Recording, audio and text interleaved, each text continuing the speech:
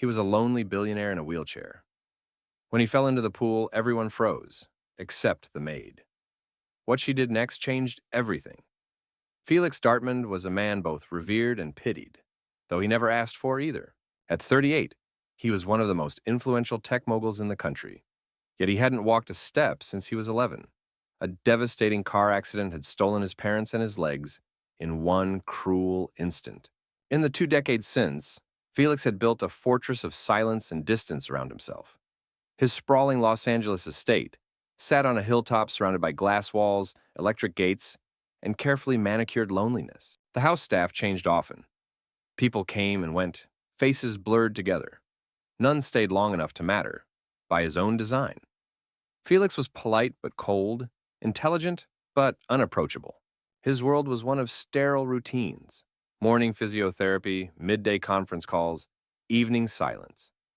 Every interaction was managed by his assistant Meryl Crane, a sharp, controlling woman who had slowly made herself indispensable. She scheduled his life to the second. Even meals arrived like clockwork, prepared by someone he'd never meet. Despite the luxury, Felix's world was small. His days were spent mostly in the east wing of the mansion, where floor-to-ceiling windows offered a view of the garden he rarely visited. From his motorized chair, he watched hummingbirds flit through the trees. He imagined touching the grass or feeling the sun without restraint. But he never asked. Not anymore. There were moments, brief ones, when a pang of yearning would rise in his chest. For conversation, for touch, for something unscripted. But those moments passed like clouds, and he would return to his routines with mechanical precision. People admired his brilliance, but no one envied his existence. And though the world called him a genius, Felix Dartmond was, in truth, just another prisoner, trapped not only by his body, but by the belief that no one could ever love the man behind the empire. The day Silo Maines arrived, the house felt different, though Felix didn't notice it at first.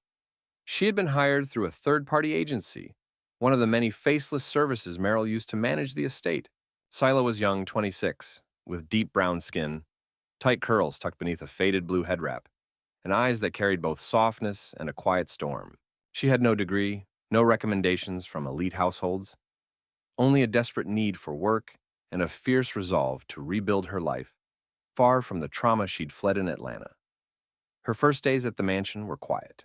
She moved with deliberate care, always early, always focused, while the other staff tiptoed nervously through their shifts, afraid of breaking the strict order of the Dartmond estate. Silo simply did her job. She dusted shelves no one looked at, scrubbed corners others ignored, watered flowers the gardener had long given up on, and she noticed things Felix didn't think anyone ever could. The first time their paths crossed, it was accidental.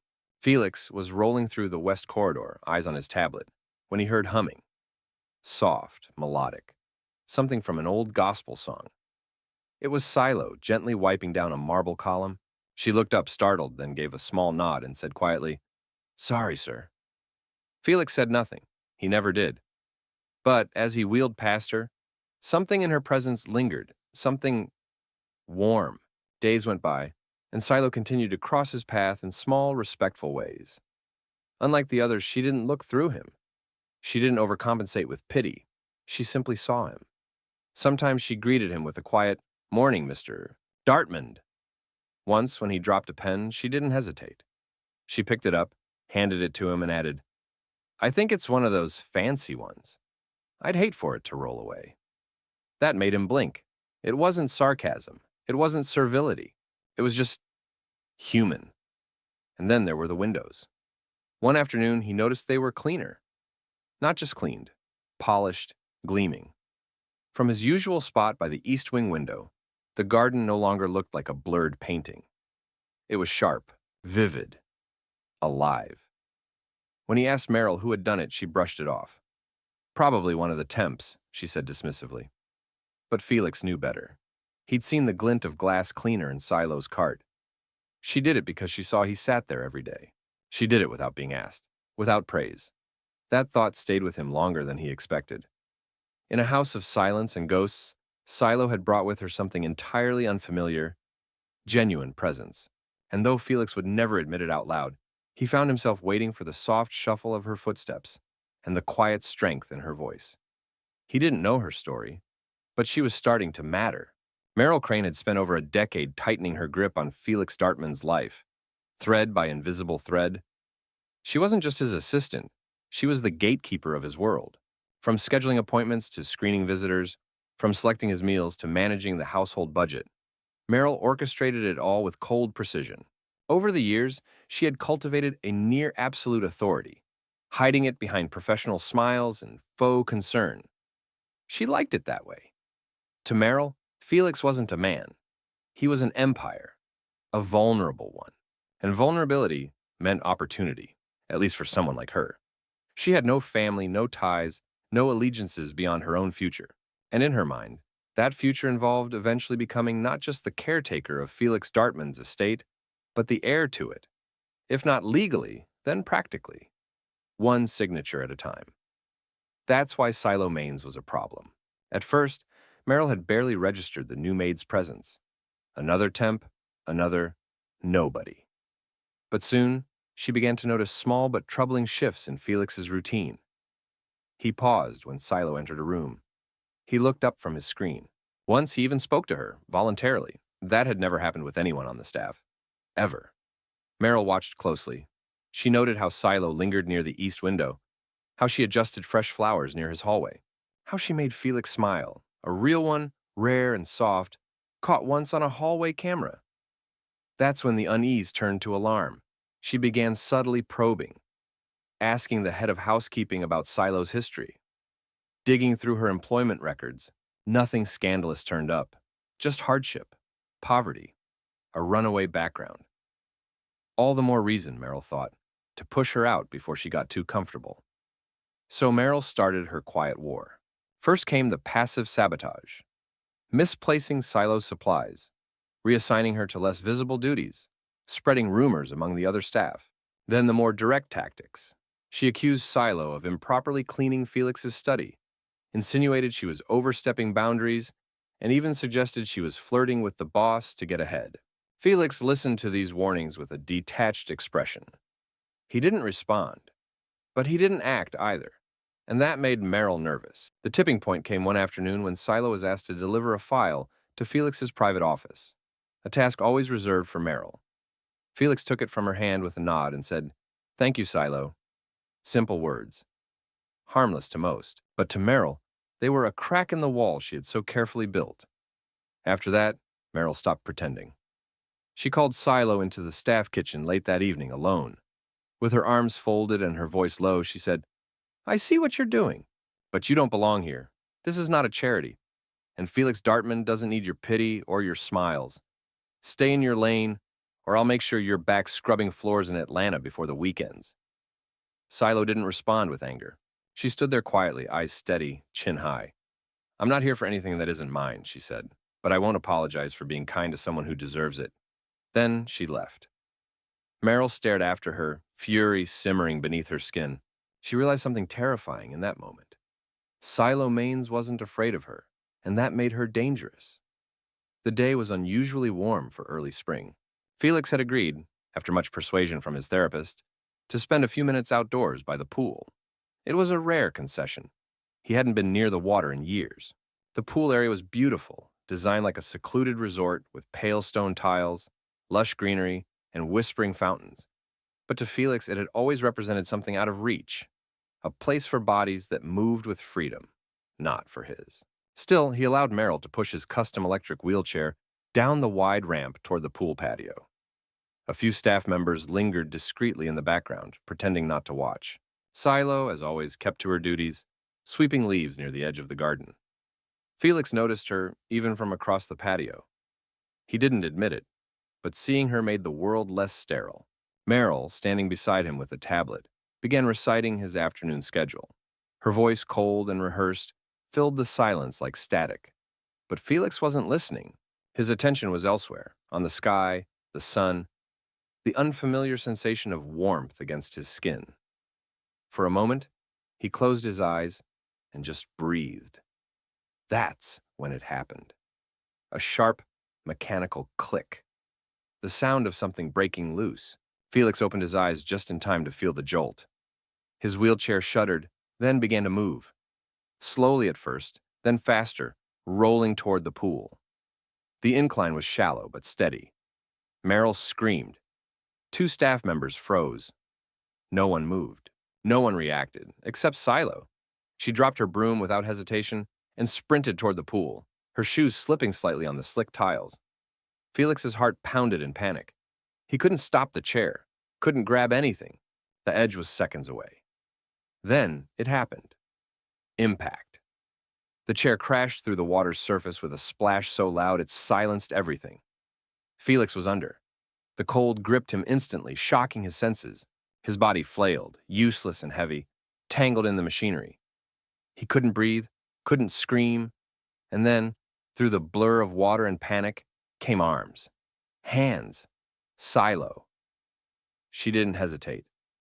Didn't think. She dove in fully clothed, her dress ballooning around her as she plunged into the deep end. She reached him with fierce determination, fighting the drag of the chair and his weight. Her lungs burned, her vision blurred, but she wrapped her arms around his chest and pulled, using every ounce of strength to release the belt and free him from the sinking metal. She surfaced with Felix gasping and coughing in her arms trembling as she dragged him toward the edge. Finally, with the help of a now-thawed security guard, she lifted him onto the tiles. He lay on the ground, water pooling around his body, eyes wide with shock. Soaking wet, Silo collapsed beside him, chest heaving. Someone brought a towel. Meryl stood nearby, pale and speechless. Felix turned his head toward Silo.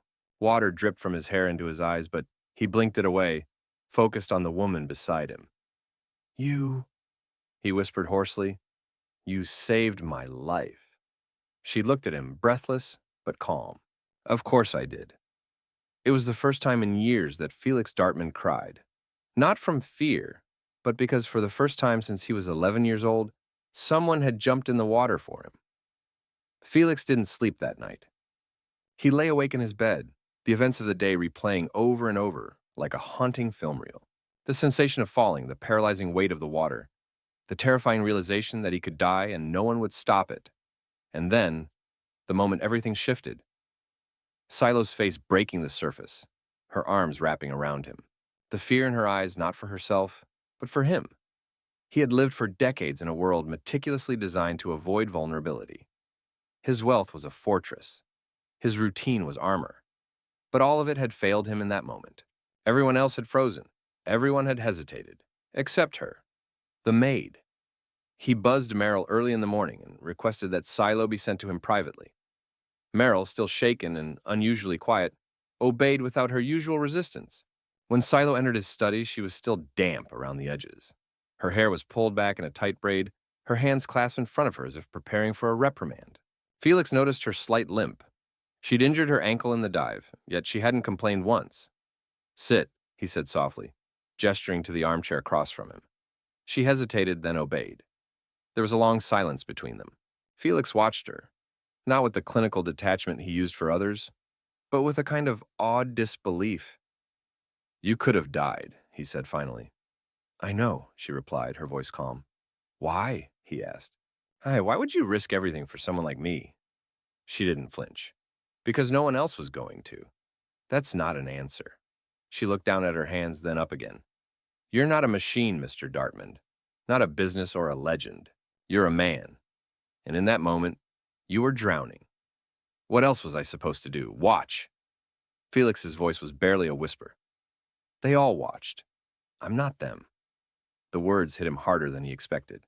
For a man who had spent most of his life building walls, it was deeply disarming to be seen so clearly. Not as a figure, not as a project, but as a person in need. His voice trembled with something unfamiliar. "You saved me.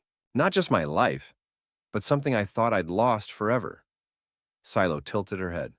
"What's that?" "Hope." Neither of them spoke for a moment.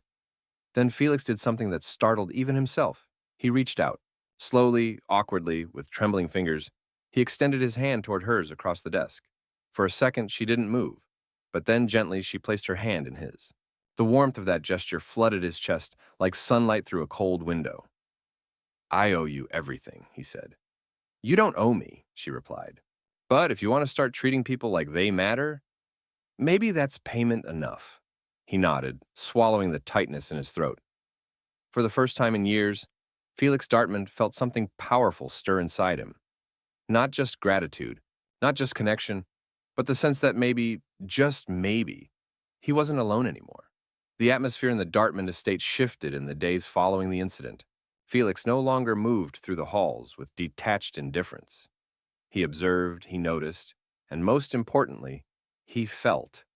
The cold predictability of his world had cracked, and in its place emerged something unpredictable, something deeply human. He began asking for Silo, not formally, not with commands, but with quiet requests. Can Silo bring the reports? Ask Silo to help with the garden walk. I'd like to have tea outside. See if Silo's available. These weren't demands. They were invitations. To Felix, this growing closeness felt natural, inevitable. But to Meryl Crane, it felt like betrayal. She had devoted over 10 years of her life to building her place at his side. She had anticipated his moods, read his silences, spoken on his behalf. She had arranged his medications, overseen his investments, and subtly inserted herself into every layer of his day-to-day. And now, this, Maid, was undoing it all with nothing more than kindness. Meryl's jealousy festered into rage, but she didn't show it. Not yet. Instead, she set a plan into motion. She accessed the estate's security footage from the day of the incident. Most of it clearly showed Silo's heroic act, her sprint, the dive, the rescue. But with some careful edits, clever cuts, and just enough narrative distortion, Meryl crafted a version that suggested something sinister, a slight shove, a too timely response. She clipped audio, muted reactions, and slowed down frames to give the impression that Silo had been closer to the chair than she should have been, maybe even the cause of its fall. The next day, she sent the video anonymously to a private security firm the estate employed and claimed there had been a concern about intent. Within hours, uniformed officers arrived discreetly at the mansion. Felix, taken off guard, was told there were questions about the accident. Before he could fully understand what was happening, Silo was being escorted from the kitchen, confused, frightened, but silent. Felix demanded answers. Meryl stood at his side, feigning concern. We have to be careful, Felix. She's not who you think she is. That woman has a record. She lied on her application. You didn't know her background, but I did. She came from nothing. She's dangerous. Felix stared at her, his jaw locked. She saved my life. Or orchestrated the entire event to look like a rescue, Meryl countered. You're vulnerable, Felix. People will take advantage of you the moment you let your guard down. Felix didn't respond. He turned his chair away and rolled to his private suite, shutting the door behind him. But that night, he didn't sleep. Instead, he powered up the estate's raw security footage, the unedited files Meryl hadn't thought he'd access. He watched every angle, every second, and what he saw was unshakable truth. Silo had acted instantly, selflessly. No malice, no scheme, just courage. He watched it again and again. Then he called his legal team. He called the press. And most importantly, he called Silo's name, knowing this time he would never let her walk away in silence again. Meryl had crossed a line, and Felix Dartmouth was no longer the man who allowed others to fight his battles. By the following morning, the Dartmouth estate was no longer a private fortress. It was the center of a quiet media storm. Felix acted swiftly and decisively. He released a public statement that stunned everyone. It wasn't drafted by PR, not filtered through lawyers or polished by spin doctors. It was written by Felix himself, in his own voice. And it began with a confession. For most of my life, I believed silence was strength. I built walls to protect myself and kept the world at arm's length. But yesterday, someone risked her life to break through those walls. Her name is Silo Mains, and I owe her more than I can say. He then laid out the truth, the real footage, the false accusations, the betrayal from within, and finally, the exoneration. I will no longer allow my life to be controlled by fear or by people who benefit from it. Silo saved me. She didn't just pull me from the water.